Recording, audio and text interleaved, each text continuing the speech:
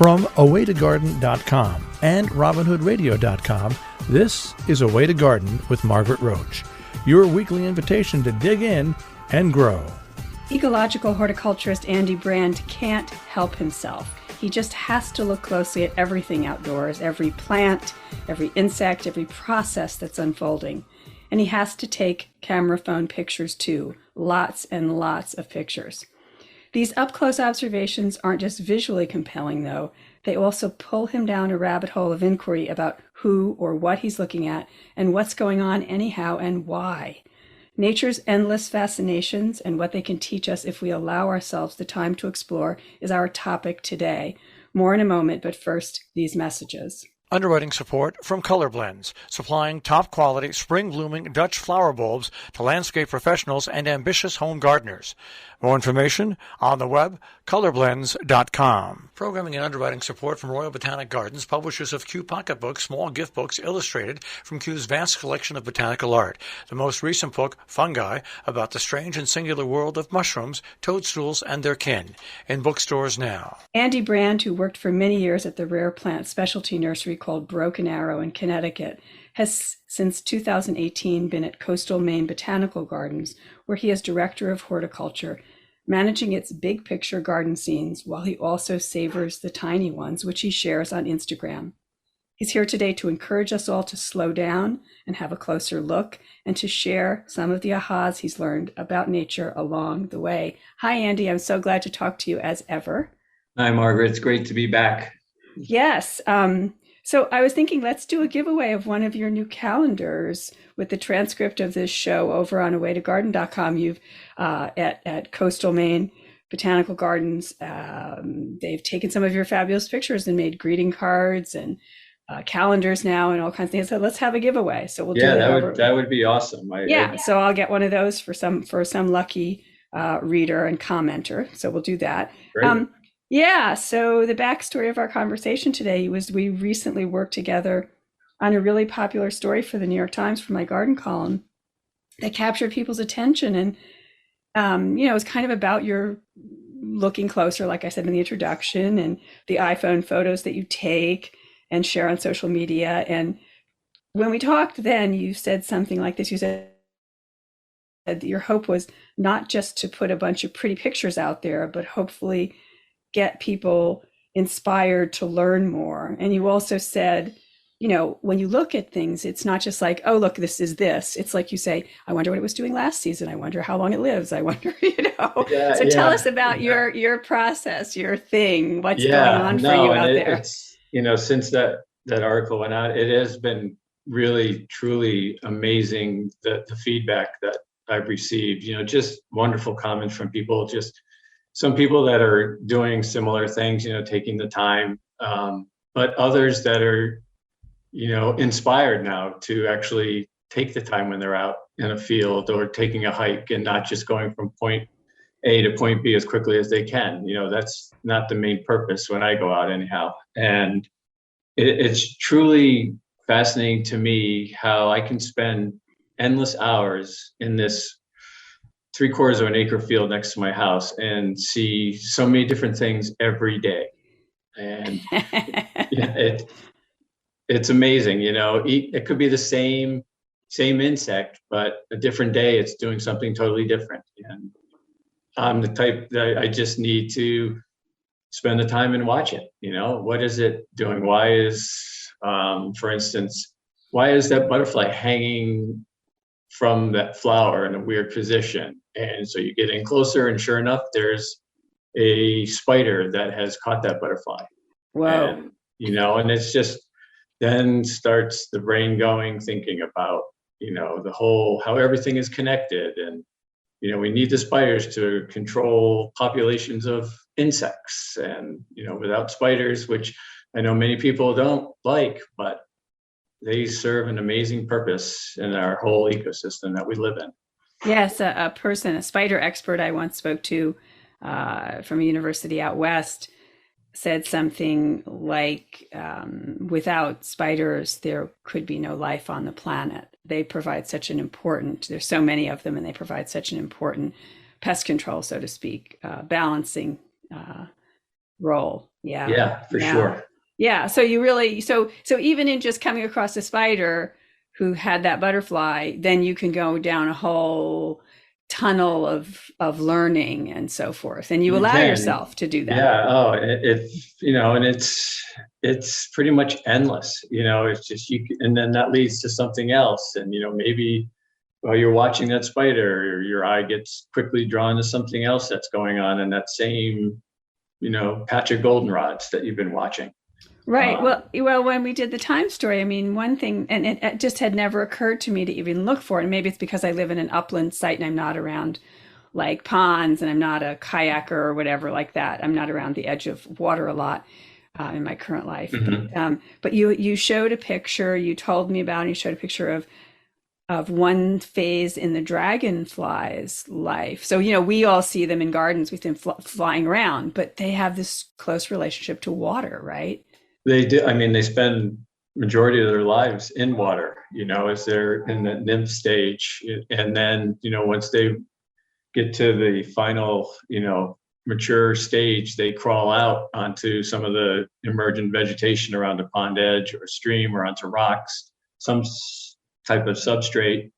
And then the adult emerges from this, what's called an exuve. And then the adult emerges and you're left with this perfect shell of that nymph stage of the dragonfly. And I caught one. I think the one you're talking about is the exuve photo. It was on a cattail leaf, Right. and the sun was just right, and it reflected on the water, and it just led to a really cool picture. And you can see the eyes on the exuve and where the wings were forming and everything, and it just totally fascinates me to see that, and then start thinking about this creature that was living in the water for all these months, and now it's this total amazing acrobat in the sky, hawking all the mosquitoes in my yard, hopefully. Right, exactly, exactly. Yeah, it molted, right? And It did. that's a thing that with so many insects, there's various stages of metamorphosis, and some are complete, and some have fewer stages and soap phases or whatever. But Mhm. the molting and I mean, I remember the first time. I love millipedes, and we have the big one here in the Northeast, as is in many areas, the Narcissus americanus, the giant millipede. Uh-huh. And I just love it. It's sort of this brownish taupe colored long creature, and it has kind of like Chinese lacquer red, little like orangey red, little tiny markings along each segment. It has lots of legs, of course. And Right. anyway, and once, and I know them, the full grown ones, I know them. And then once I saw something that looked like one, but it was so much smaller, and it was on the wall of the house. It was like crawling up the house. Mhm. And I was like, what's that? And I did what you tell me to do, you've taught me to do, which is Mhm. I went and researched, and sure enough, they look identical throughout their life, but they like molt, as they become adults, they molt and they leave behind, right, an old Yeah, right. shell, so to speak. Yeah. And so it was just a youngster. It was like a miniature. Yeah, it is. It's totally fascinating. And like I said, every day it's just always something new and different And to see. yeah, one time when you visited my garden years ago, we were doing, I think, a program together. Uh, we were walking in the garden, and you like said, "Oh, look at that, such and such caterpillar," and I was like, "What? Huh?" Yeah, I And remember that. Yeah. right, and it was a caterpillar that looked like a stick, and it was on a twiggy branch of a tree, of a shrub, Hmm. and it just looked like another twig. And the common name is stick caterpillar, and of some moth, a geometrid moth, I guess. And you saw it right away. So that was like hiding in plain sight, that sort of cryptic thing. So I think a Yeah, lot of your images are about that too. they are. And that leads me to start looking at other things. And you start looking at how do caterpillars defend themselves, and camouflage is a big way. And if you look at some of the caterpillars on the trees in your yard, there are some have markings. They look like the edge of a leaf that's been chewed by other insects. If you put that next to the chewed part of a leaf, that caterpillar would almost mimic the exact colors of that chewed leaf. And, the stick caterpillar, it does look like a short, cut off, broken off branch. And it's just so amazing that these creatures have evolved to find these ways to protect themselves by being eaten by birds or some other type of predator, or hide from parasitic wasps or flies. Right, to hide in plain sight, to go about their eating and other things without being eaten. Right. Right. And so many moths, we see all those moths, they're sort of nondescript looking. They're not wildly patterned, colorful or whatever. And, because they spend the daytime, when somebody might find them and gobble them up, they spend the daytime on rocks or bark of a tree, or, some of them on moss, and they kind of look like that. And, they have the pattern of where they want to hide in daylight a lot of time. Yeah. And I think for me too, I for some of these insects that, just being in the nursery industry for so long, I never had an affection for like borer insects. I wonder why. And so many of them, are moths, and like a lot of these really fancy looking moths that I didn't know until I saw one time on a flower, and I didn't know what it was. So took obviously lots and lots of photos, and then, figured out what it was. And I was just totally amazed. It was the most delicate, furry moth. And, it did not look like your normal moth, but, it had clear spots in its wings, and it had these really elaborate antennae and very furry legs. And, that just made me want to look for other types of borer insects, and, we've talked before about sawflies and how much we love sawflies, even though they destroy my pines and birch and such. But they're incredibly fascinating group of creatures. I think, I just recently posted something, sawfly, because I saw this tiny little insect, looked like a small wasp, which sawflies are related to wasps, same family. And it turned out to be a female birch sawfly. And I thought she was just sitting on a leaf. But then when I got down closer and started taking photos, I realized that she was actually laying eggs all along the margin of this birch leaf. And there was just these little pockets. You could see that she inserted an egg between the layers of the leaf. And it was just, again, one of those moments where it was like, wow, this is unbelievable, that this is going on right here in this 2-foot tall birch tree in my field next to my house. Well, and that each species has these very specific, in the same way that, each bird species has a nest type. And I always wonder, how did the next generation learn to make this shape of size of nest? You know what I mean? My mind is just blown by those questions. Like, where's the book that taught them how to do this? You know what I mean?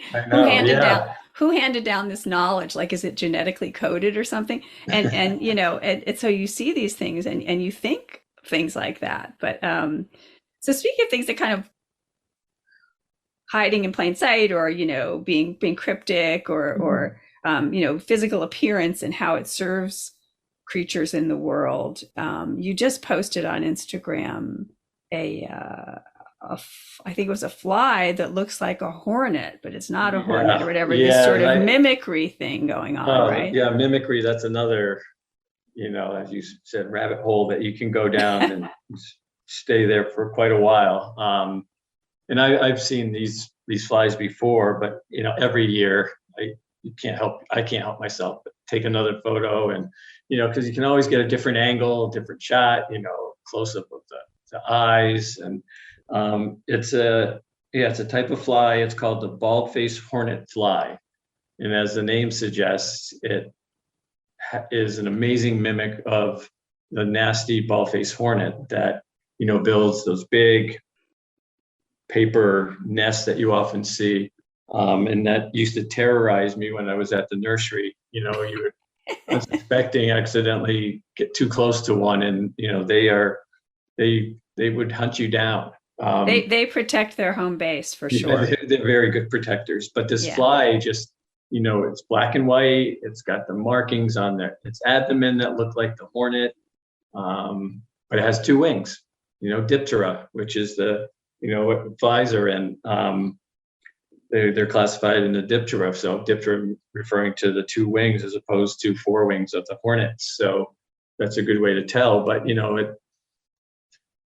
can tell a little bit the way it flies that it's not a hornet, but sitting on a flower or on a leaf, from a somewhat of a distance, it definitely has the look of that hornet. So, yeah. So if I'm a fly, why do I want to look like a hornet? Protection. So it says to some bird who might want to bite me and swallow me, it says, I'm going to hurt you. That's right. Yeah. And, there are others that mimic bumblebees. I may post one eventually. I want to see if I can take more photos of it. It's a little small, but it's black and yellow, which, the striping on the abdomen, and looks just like a small bumblebee. And then another fascinating insect that I actually had never seen until I moved to Maine, but I think they're around, is called a mantis fly. And it looks like the cross between a praying mantis and a wasp. I mean, it has these front legs that look like the front legs of a praying mantis, and it flies. It's the coloration of a paper wasp, and it mimics a paper wasp. It has the striping, some subtle striping on the abdomen.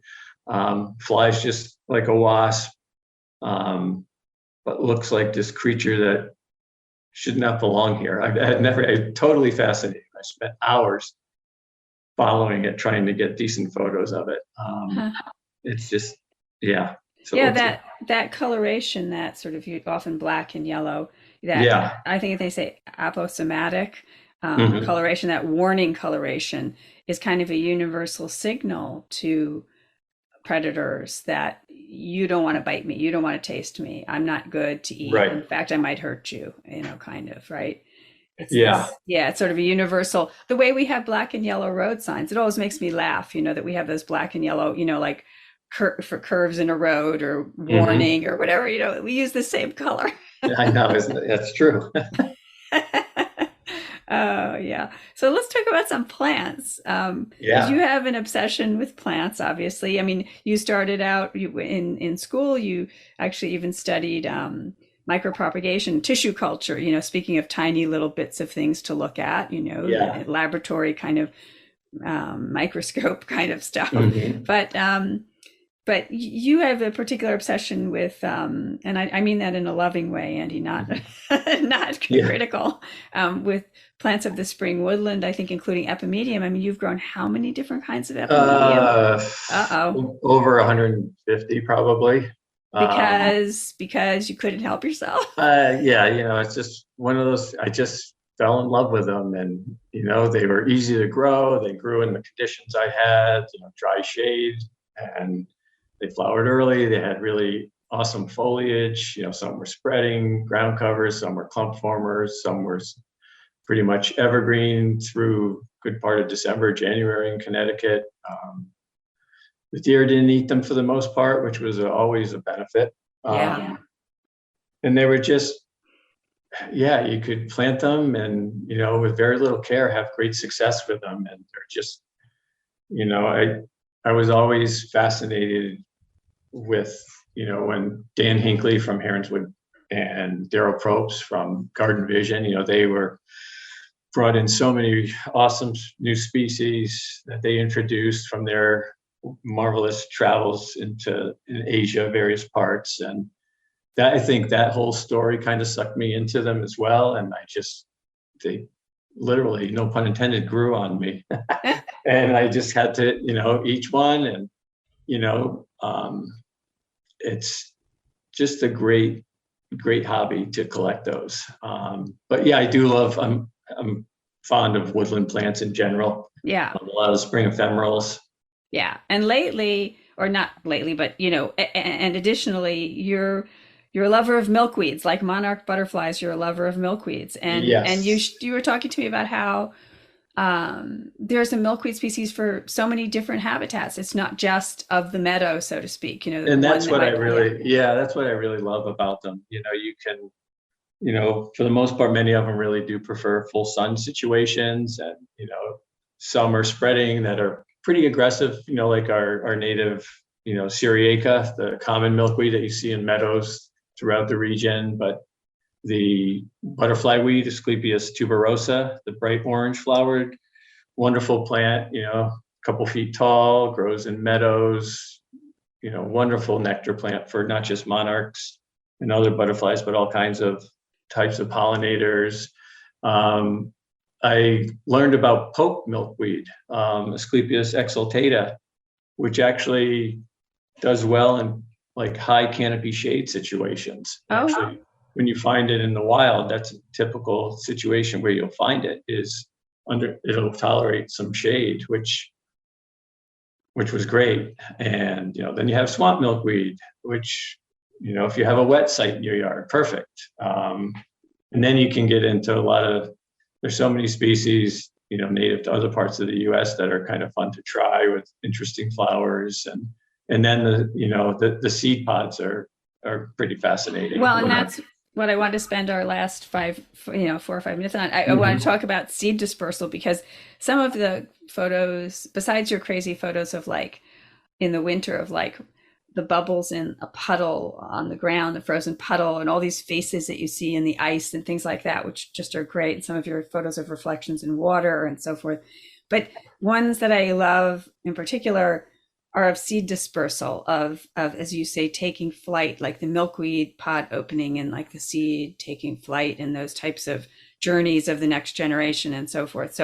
So let's just talk a little bit about seed dispersal. That is a fascination of yours, right? It is. And, you know, it's, you know, in milkweeds, you know, that is pretty amazing. And with the milkweeds, I played a lot with lighting with those, and, you know, trying to backlight the pods as they were splitting open, and those seeds were starting to, you know, emerge from those pods. And, you know, they're very light and fluffy. They have like almost like parachutes when they take off, and slightest wind takes them and gets them up high into the air.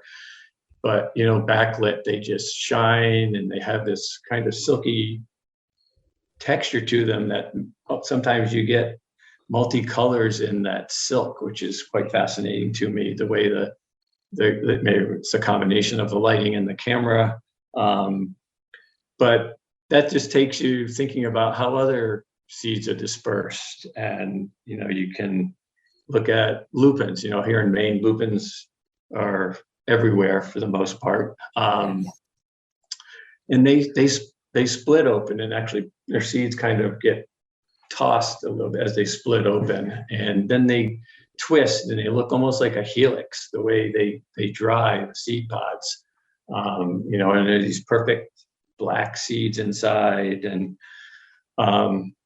you know, in the garden, looking at Jeffersonia, you know, and that has a really fascinating seed capsule. It's this capsule that replaces the flower, and it has this rim that, as the seed capsule matures, it opens up and it reveals these mahogany, shiny seeds inside this cup-like structure, and that cap lifts off this hinge, and then the seeds are just, you know, as the stem breaks down a little bit more, the wind blows, these seeds are then dispersed onto the ground,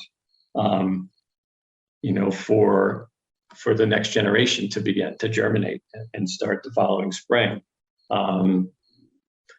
But it's just amazing the different techniques that plants use to, you know, how those pods open up, and, you know, to catch them in different times, you know, just starting to open, fully open. You know, I love dandelions, you know, for their early flowers, for pollinators, you know, when the first flowers for so many of our early species are native bees. But, you know, when you look at that perfect brown seed head,